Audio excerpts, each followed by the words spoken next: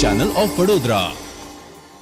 જામીન મળ્યા બાદ જૂનાગઢ જેલમાંથી બહાર નીકળતાની સાથે જ ગોંડલ પહોંચતા ગણેશ જાડેજાનું ભવ્ય સ્વાગત કરવામાં આવ્યું હતું। જામીન મળ્યા બાદ જૂનાગઢ જેલમાંથી બહાર નીકળતાની સાથે જ મોટી સંખ્યામાં સમર્થકો પહોંચી ગયા હતા અને જયરાજસિંહ જાડેજાના નિવાસસ્થાને ફટાકડા ફોડી બેન્ડ વાજા સાથે સ્વાગત કરવામાં આવ્યું હતું। આ સાથે જ સમર્થકોમાં ખુશીનો માહોલ જોવા મળ્યો હતો। પહેલાની જેમ ગોંડલ તાલુકાના લોકોની સેવામાં ગણેશભાઈ લાગી જશે, ત્યારે અલ્પેશ ઢોલરિયા જેલવાસ દરમિયાન પરિવાર સાથે જેઓ ઊભા રહ્યા છે તેમનો દિલથી આભાર વ્યક્ત કરવામાં આવ્યો હતો। આ સાથે જ તેમણે દિલથી લોકોનો આભાર વ્યક્ત કર્યો હતો અને ગોંડલ શહેર અને ગોંડલના લોકો માટે આમ જ મારો પરિવાર કામ કરતો રહેશે। હું પણ મારા પિતાજીએ ચાલુ કરેલી પરંપરા મુજબ લોકોની સેવામાં પહેલાંની જેમ લાગી જઈશ તેમ જણાવ્યું હતું।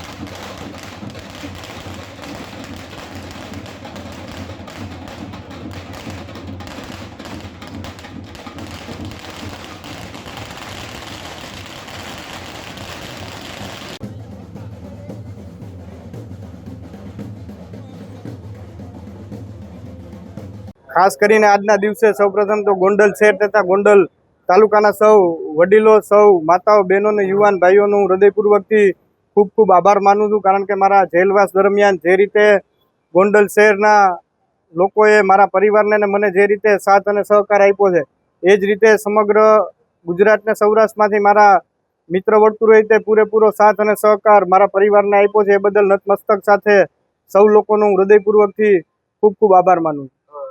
જેલમાં ગયા પહેલા વર્ષોથી લોકોની વચ્ચે રહેતા હતા, હવે પાછું એ જ રીતે લોકોની વચ્ચે એ કાયમી માટે મારા પરિવારની પરંપરા રહેલી છે.